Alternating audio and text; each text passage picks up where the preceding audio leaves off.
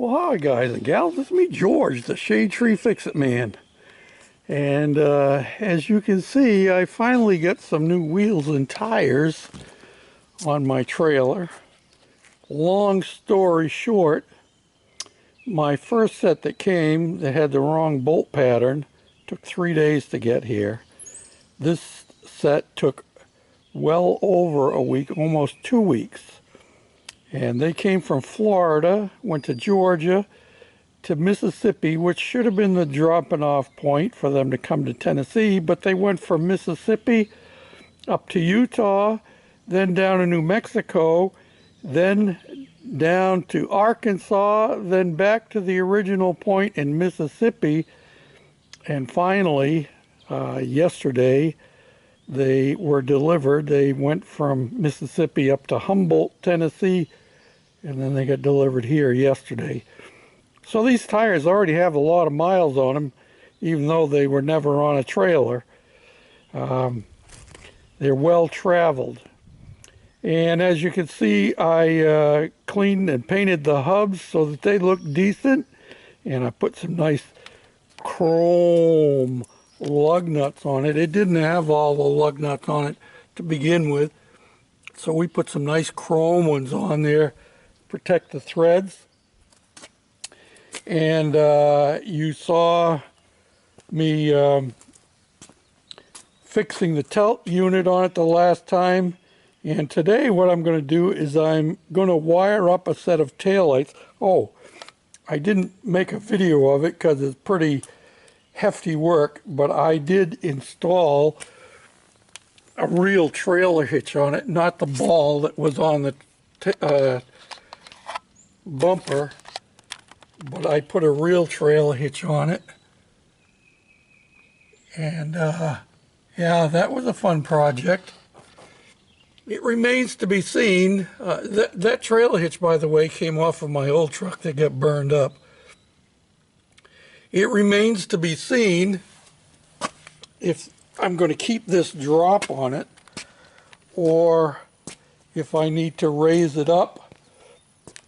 Right now, the trailer has a little bit of a nose down attitude, which may be okay. We'll see. See how it works now that the bed won't be jumping around because the tongue was ready to fall off. And the tires are round, we assume. And so we want to wire it up. So what I'm thinking I'm going to do is I'm going to cut it right here, just above this crossbar, and I think I'm going to mount the lights down in here. And then I'll show you how to wire a trailer. It's not rocket science, but it does make a difference if you get them wired right or not. After all, you want the lights on your truck to be blinking on the left and the trailer lights to be blinking on the left, and not have the trailer conflicting with the truck, you know what I mean? And you do want to have your brake lights working as well as your tail lights. So we're going to try and make that happen, and I'm going to show you how to do that. So hold on to your hats, because here we go.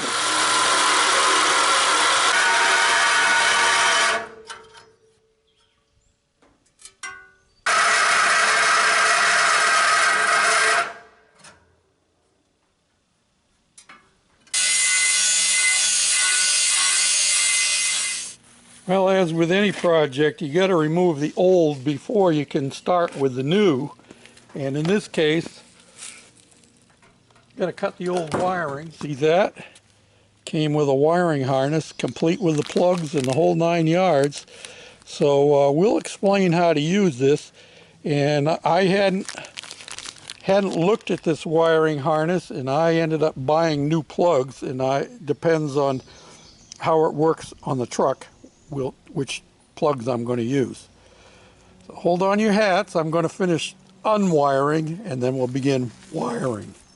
There, that holds it up. Now I got good access underneath the trailer to get at to my wiring. What do you think of them apples? And I have my mattress top set up over there. to get under the truck, and I have my retired bath mat over here to get under the trailer to run the wiring down. But the next thing we got to do is we got to figure out how we're going to mount our taillights. So the taillights that I have are like this, and it also has a light on the side for directionals. So actually, excuse me, so these should be mounted like this, but I would have to put another bracket in here. So I'm thinking what I'm going to do is I'm just going to mount it like this and let the flasher go up. It'll still be visible from the sides as well. The difference between the two lights is this one here has a clear lens on the bottom, so effectively it would be shining down on a license plate if I had one, which I don't have to have one here in Tennessee. Your trailer doesn't have to be registered as long as it's not going out of state, and it doesn't even have to have lights actually, but I prefer to have lights on my trailer. So first thing I got to do is determine how far down I want my light, and I'm wanting to keep the top of my light even with this so that it doesn't stick up, doesn't have an extra place to grab a hold of. So I'm going to measure down from here. Looks like 2 1/4 inches would do the trick, and we're gonna test a couple of things here. I got a soapstone. Can you all see that? Let me get you over here so you can see this really good. Okay, so I used a soapstone there to mark the height of the top one from the top. So what I want to do now is I want to measure across, find the center, then I'm going to measure down 2 inches because that's the spread of my bolts, and mark it and do the center again. Okay, so I'm going to take my square, put it on here, and I'm going to mark across there. Then from there I'm going to measure down 2 inches, and it makes it a lot easier if you burn a couple inches. I'm going to 3, so 3 and 2 is 5. There's my 2-inch mark down there. Put my square on there and mark that across like that. And this is 2 inches wide, so I'm going to mark it at 1 inch here and 1 inch here. Take my handy dandy automatic center punch that one,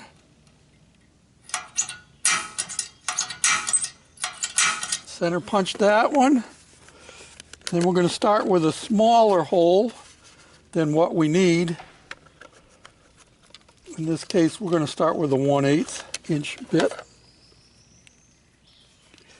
And while I am the Shade Tree Fix-It Man, we're not in the shade today, we're right out in the sun on the driveway.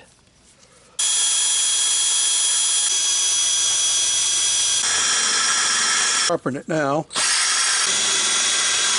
I have a drill doctor, and they're okay, but problem with a drill doctor, as fast and as good as they are, you still got to set them up, you know what I'm saying?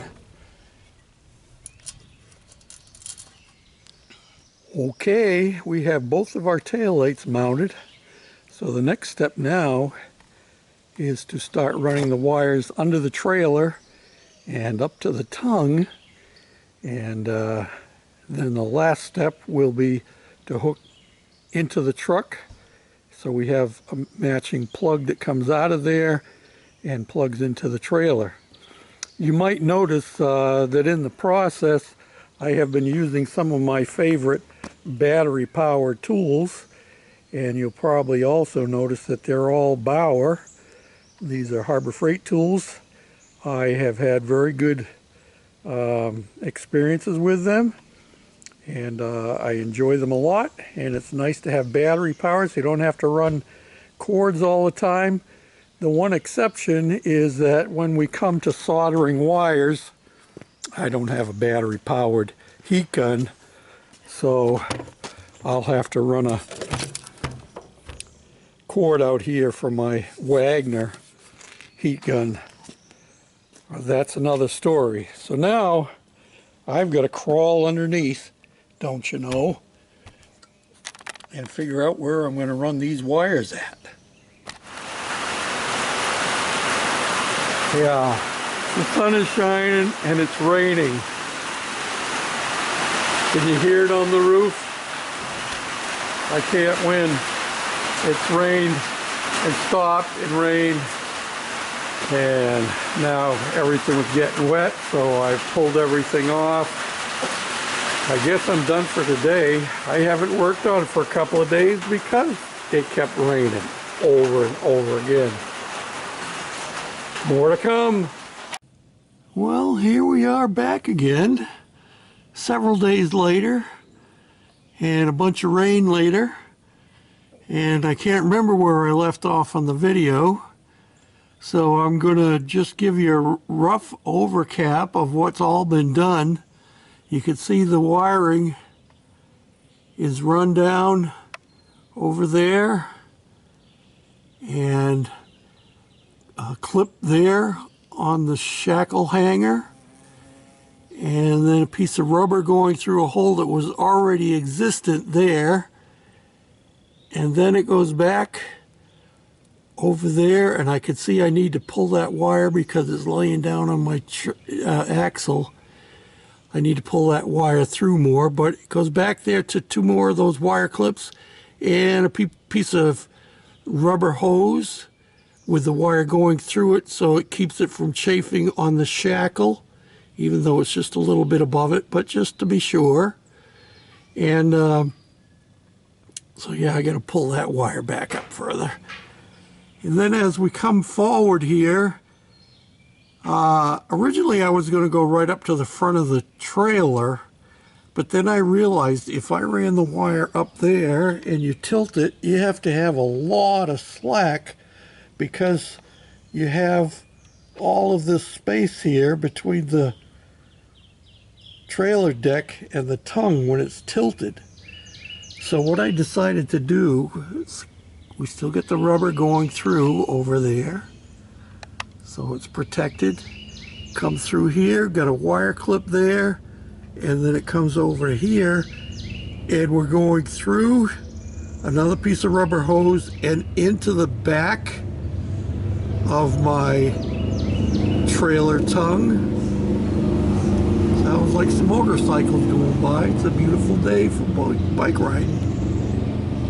And I ran my electrical snake from up front there all the way back through here and tied it to my wires and pulled my wires up through the tongue so that none of it is exposed until it gets all the way up front there,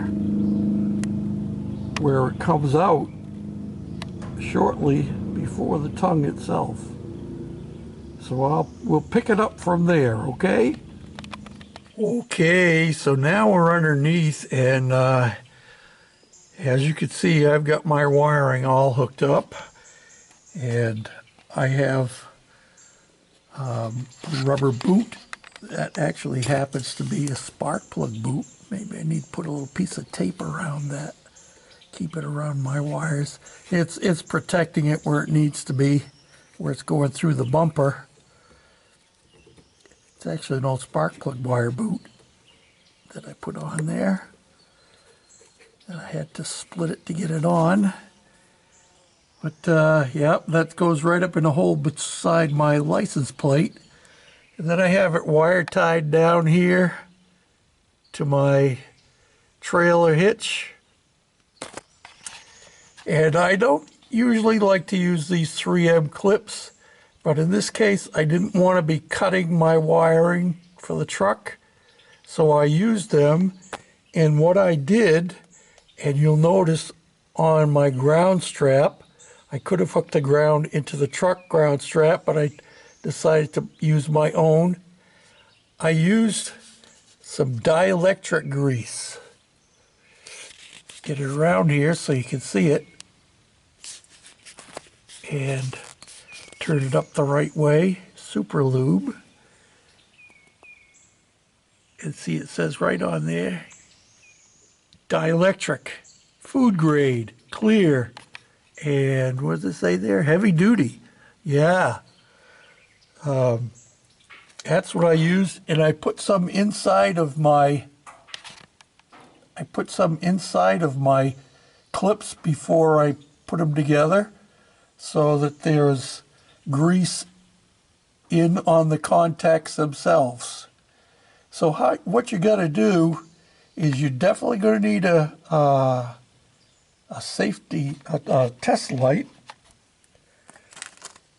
like this. You'll have to find your wiring, and in this case of my truck, I had to undo some of the wiring harness, as you can see, and it had brown for the taillights, it had dark green for the left brake light directional light, and it had yellow for the left. Did I say that already? Left for yellow, green for right. Directional, combination directional and brake light. So I guess you want to see if it actually works or not. So I'm going to turn my lights on and we'll go to it. Now this is one cool feature of this connector. See that? I know that my left directional is working, and I also know that my taillights are working. Well, let's go back and check it on the trailer. Whoa.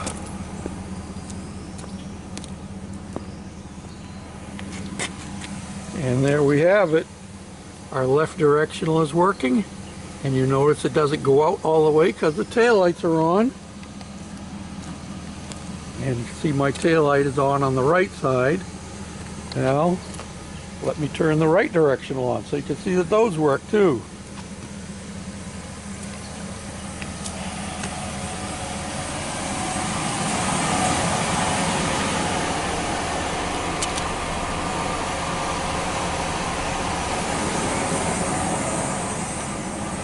First thing we'll do is check here.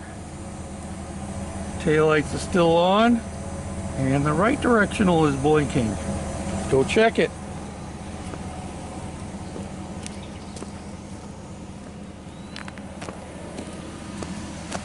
And there you be. Right directionals are working.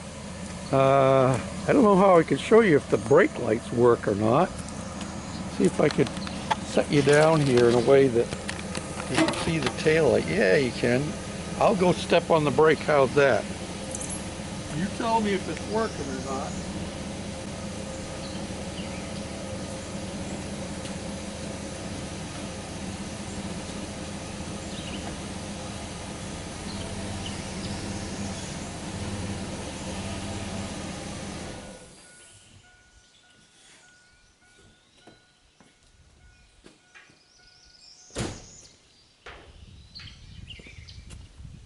So was it working? I sure hope so. You saw it. I didn't. I hope it's helpful to somebody wanting to wire up their trailer and knowing how to do it properly. I have to come up with an idea how I can mount this up here somewhere when it's unplugged. But I'm thinking I can just put a pin down through there that will fit down through here at the same time. I'll see what I can find. Well, until next time, this is George, the Shade Tree Fix-It Man. Thanks for following along, for thumbs up, liking, sharing, subscribing, all of them good things. Till next time. Bye for now.